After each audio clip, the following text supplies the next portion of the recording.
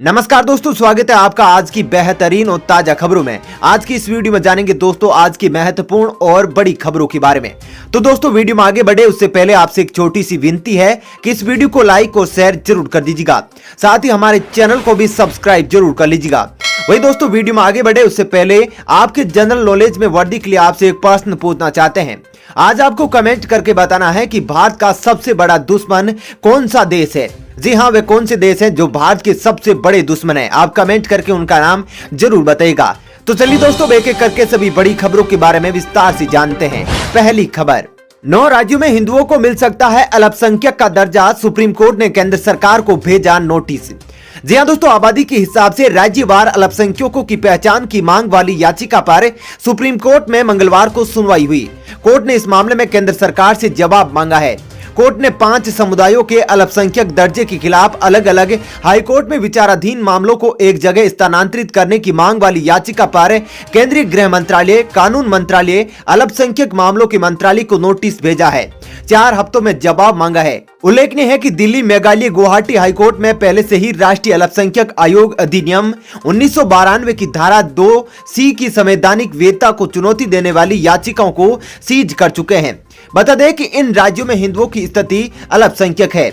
लद्दाख, मिजोरम, लक्षद्वीप, कश्मीर, नागालैंड, मेघालय, अरुणाचल प्रदेश, पंजाब और मणिपुर। चलिए दोस्तों जानते हैं अगली खबर। किसान संगठनों से जुड़ी बड़ी खबर, 18 फरवरी को देश भर के अंदर होगा रेल रोको अभियान। जी हाँ दोस्तों, कृषि बल को लेकर किसानों का आंदोलन पिछले 75 दिन से ज्यादा समय से जारी है। ऐसे में संयुक्त किसान मोर्चे ने 18 फरवरी को देश भर में रेल रोको अभियान का ऐलान किया है। देश की राजधानी दिल्ली की सीमाओं पर करीब 2.5 महीने से डेरा डाले किसानों के आंदोलन की अगुवाई करने वाले किसान संगठनों ने संयुक्त मोर्चे के बैनर तले हुई बैठक में 4 कार्यक्रम करने का फैसला किया। आंदोलनकारी किसानों के नेता डॉक्टर दर्शन पाल ने एक बयान में कहा कि आज संयुक्त किसान मोर्चा की बैठक में आंदोलन को तेज करने के लिए फैसले किए गए हैं। संयुक्त किसान मोर्चे ने 12 फरवरी से लेकर 18 फरवरी तक के लिए 4 कार्यक्रमों का ऐलान किया है। चलिए दोस्तों अब जानते हैं अगली खबर। मिनिमम अकाउंट के बिना भी टोल प्लाजा पर काम करेगा फास्टैग, सरकार ने किया बड़ा ऐलान। जी दोस्तों, फास्टैग के जरिए टोल प्लाजा पर भुगतान 15 फरवरी 2021 से अनिवार्य हो जाएगा। National highways authority of India ने फास्टैग खाते में अनिवार्य थ्रेशोल्ड अमाउंट को हटाने का फैसला किया है। बता दें कि यह यूजर्स के लिए पैसेंजर सेगमेंट व्हीकल्स के लिए सिक्योरिटी डिपॉजिट के अतिरिक्त भुगतान करना आवश्यक था, अब इसकी जरूरत नहीं है। इसकी घोषणा करते हुए NHAI ने बुधवार को कहा कि इस कदम का उद्देश्य तेजी से फास्टैग को पहुंच बढ़ाना है, जिससे बिना किसी रुकावट के यातायात सुनिश्चित हो सके और टोल प्लाजा पर होने वाली देरी में कमी आए।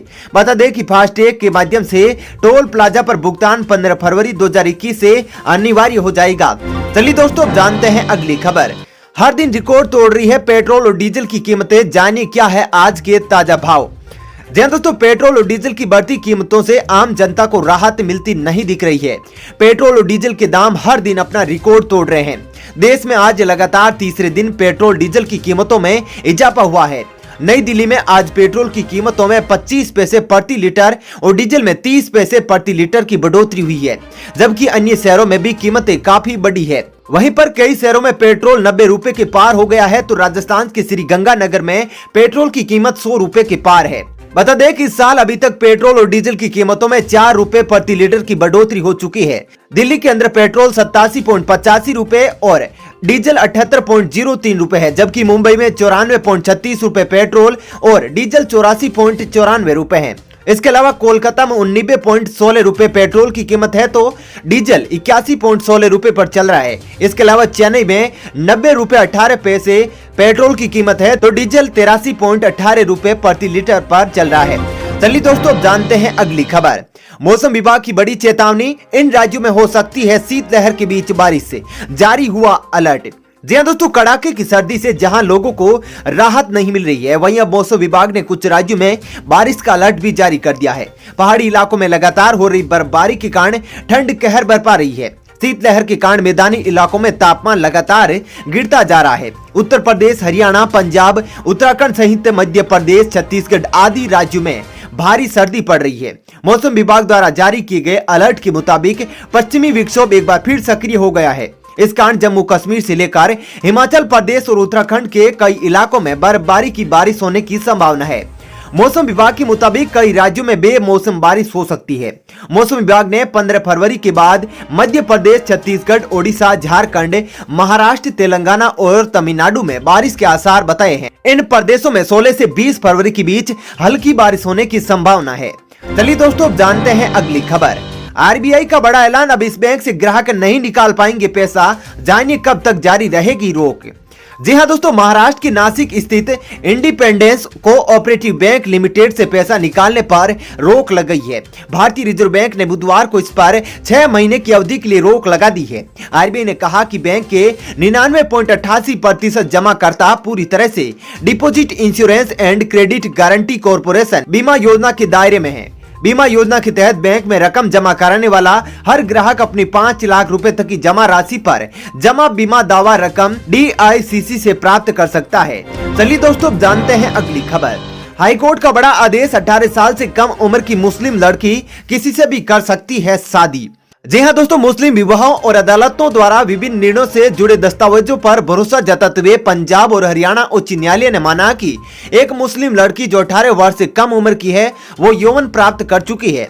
वह मुस्लिम पर्सनल लॉ के अनुसार किसी से भी शादी करने के लिए स्वतंत्र है। इसके लिए कोर्ट ने सर दिनेश फरदुंजी मुल्ला की किताब प्रिंसिपल्स ऑफ मोहम्मदन लॉ के अनुच्छेद 195 का हवाला दिया है। हाईकोर्ट ने महसूस किया कि युवा अवस्था की आयु प्राप्त करने पर मुस्लिम लड़की अपनी पसंद के व्यक्ति के साथ विवाह करने के लिए स्वतंत्र है।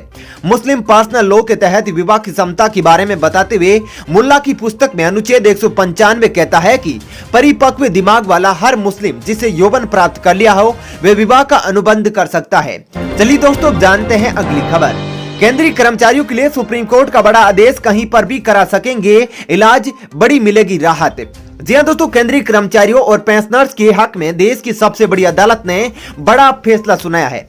सुप्रीम कोर्ट ने कहा कि केंद्र सरकार के कर्मचारियों और पेंशन भोगियों को इलाज के दायरे को सीमित नहीं किया जा सकता। इसका मतलब यह हुआ कि केंद्रीय कर्मचारी और पेंशनर्स CGHS पैनल के बाहर के अस्पतालों में भी इलाज करा सकेंगे। सुप्रीम कोर्ट के इस फैसले से केंद्र सरकार के कर्मचारियों और पेंशनर्स को बड़ा फायदा मिलेगा, क्योंकि गंभीर बीमारी के इलाज की स्थिति में कई बार मरीज को CGHS के पैनल के बाहर निजी अस्पतालों में इलाज कराना पड़ता है। अब ऐसा कोई भी मामला मेडिक्लेम पाने का हकदार होगा। इस फैसले से और भी कई ऐसे लोगों को राहत मिल जाएगी जिन्होंने मजबूरी में पैनल के बाहर इलाज कराया हो। चलिए दोस्तों, अब जानते हैं अगली खबर। कोरोना को लेकर बड़ी खबर, देश के 4 राज्यों में नहीं मिला कोरोना का एक भी मामला। जी हां दोस्तों, कोरोना वायरस को लेकर अब धीरे धीरे स्थिति ऐसी भी होने लगी है कि कुछ हिस्सों में एक भी नया मामला सामने नहीं आ रहा है।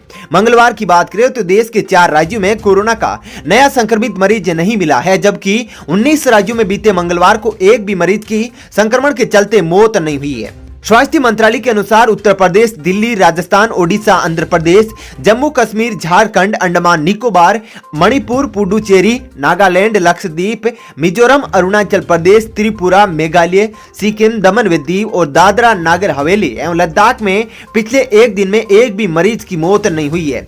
ठीक इसी तरह दादर नगर हवेली, अरुणाचल प्रदेश, त्रिपुरा और सिक्किम में एक भी नया मरीज नहीं मिला है। चलिए दोस्तों, जानते हैं अगली खबर। मौनी अमावस्या के मौके पर लाखों श्रद्धालुओं ने लगाई पवित्र स्नान की डुबकी, आखिर किस लिए है ये खास दिन?